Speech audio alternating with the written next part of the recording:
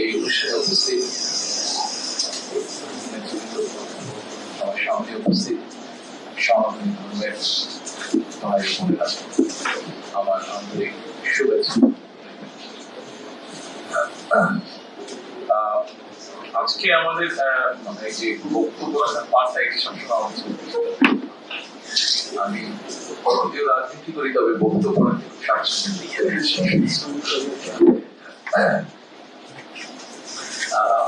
আপনারা এখানে প্রথমে আপনাদেরকে আমি আন্তরিক জানাচ্ছি জানেন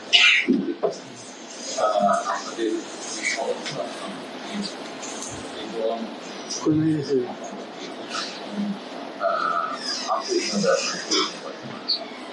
আপনাদের বক্তব্যের মধ্যে আপনারা অনেকগুলো প্রত্যাশার কথা বলেছেন, সমস্যার কথা বলেছেন, অর্থাৎ সমস্যার কথা যখন বলেছেন তার মানে কিন্তু একসাথে বিষয় দায়িত্বের মধ্যে চলে আসে। আমি হয়তো এখন বলে দিতে পারি আমি বক্তব্য সেটাকে বসে থাকবো, কিন্তু অনেস্ট আমি কথাটা বলতে চাচ্ছি না। যেহেতু আপনারা একটা বিশ্বাস নিয়ে প্রত্যাশা রেখেছেন, বিশ্বাস নিয়ে আমাকে দায়িত্ব দিয়েছেন, আমি এটার উত্তর চেষ্টা করবো দিতে কিছুদিন পরে অর্থাৎ আমি যদি আল্লাহর মধ্যে নির্বাচিত বিএনপি সেবা সরকার গঠন করলে তখন আপনাদের এই প্রত্যাশাগুলো পূরণ করার মতো সামর্থ্য আমার সবসময় সামর্থ্য। কাজে আমি কখন জিনিসটা করতে চাই, কাজগুলো করতে চাই, কাজেই আমি মনে করি এখনো সেটা আপনারা বলেছেন প্রত্যাশা নিয়ে দায়িত্ব নিয়েছি, আমি শুনেছি, আমি জিনিসটা ধারণ করেছি, বাস্তবায়ন করতে আমার সুযোগ আসতে পারে।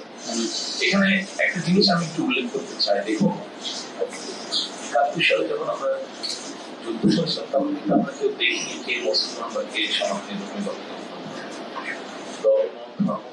বিশেষ সবাই আমরা যুদ্ধে ঝাঁপিয়ে পড়েছিলাম।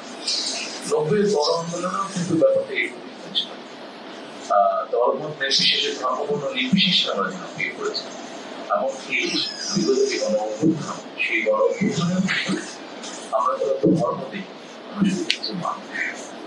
আপনাদেরকে আমি অনুরোধ করবো, যেগুলো আমি সবসময় বলি যে এটা থাকতেই পারে, ঠিক আছে, তোমার মতো পারে আলাদা সেটা কিন্তু আমরা সকল সময় কেন ভাবি আমরা যে আমরা এই দেশের সন্তান, এই দেশের নাগরিক, আমার যতটুকু অধিকার আছে এই দেশের উপর, ঠিক আপনার ততটুকু অধিকার আছে, কম না বেশি না, আমার থেকে কম না বেশি না, আমারও থেকে কম না বেশি না, আমাদের অধিকার সমান।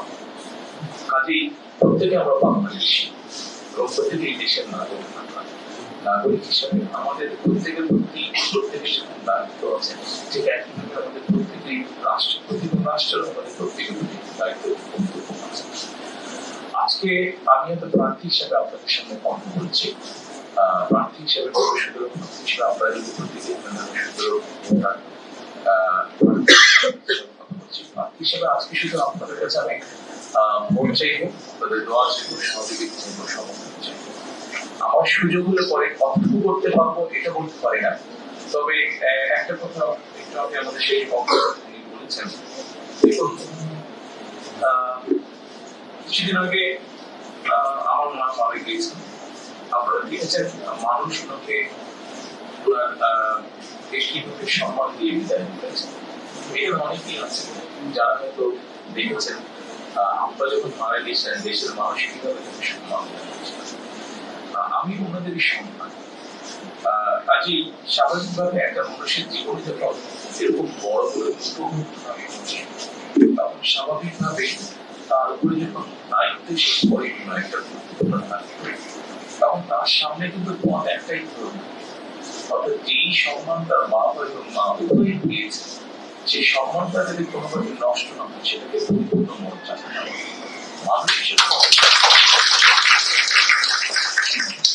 মানুষ হিসেবে আমাদের লিমিটেশন আছে, এটা তো স্বাভাবিক ব্যাপারে। এবং প্রত্যেকটি মানুষ, আমার যদি সুযোগ হয় আমি একটা জিনিস পড়লাম না পারলাম না, দুটোর মধ্যে কিন্তু পার্থক্য আছে। আমি যদি চেষ্টা করি না পারি, আপনি কিন্তু বুঝবেন ঠিক আছে তাদের চেষ্টা করেছে পারে, এটা আমি যদি নাই করি অর্থাৎ আমার পরে ঠিক আছে, তখন কিন্তু আপনি এটাও বুঝবেন যে তার পারতে হয়তো কিন্তু পরেই দিতে পারে। তো আমি যেটা আপনাদেরকে বলতে চাই, কি পারবো আমি জানি না, আমার সুযোগ হলে আমি চেষ্টা করব আপনাকে মানুষ হিসেবে বিবেচনা করব, এবং আমি আমার অবস্থান থেকে সর্বোচ্চ আমি চেষ্টা করব যে আপনি যদি মিনিমাম ভালো থাকেন তাহলে আমি আমার পরের বার গিয়ে আপনার সামনে দাঁড়াতে পারবো, কিন্তু আপনি যদি মিনিমাম ভালো না থাকে তাহলে আপনারা আপনাদের অবস্থান আমার জন্য এতটুকু দোয়া করবেন যাতে আমি অন্তত চেষ্টা করতে পারি, আমি এটা করতে পারি, চেষ্টা করতে পারি সেই সমস্ত জানতে পারি। আজকে আবার পরিষ্কার বক্তব্য লবণ করবো না,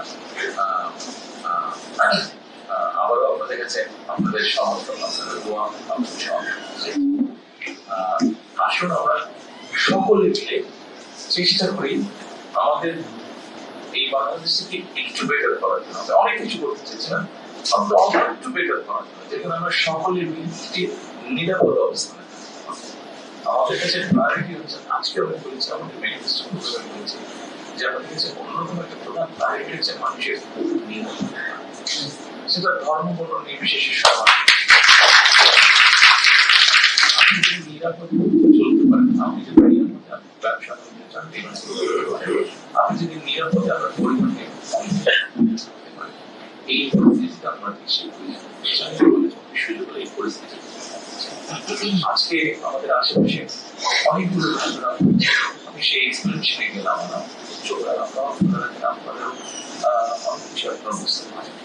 কাজে আজকে আমরা যাতে যারা শান্তিতে দেশে থাকতে চাই, আমাদের মনে হয় সকলকে ঐক্যবদ্ধ হওয়ার সময় এসেছে। এটা ধর্মকে যে আমরা বিচার করবো না, এটা মানসিক বিচার, মানসিক ব্যাপার। কাজে এখানে আমাদের সকলকে একসাথে ধারণ হয়ে যাবে যারা আমরা শান্তি, এবং আমি যে কি করছি সেই জন্য আপনাদের সহযোগিতা আমরা এখানে আপনাদের সমর্থন পেলে আমার সর্বোচ্চ শক্তি দিয়ে আমি সেই কাজটি করার চেষ্টা করবো। সকলে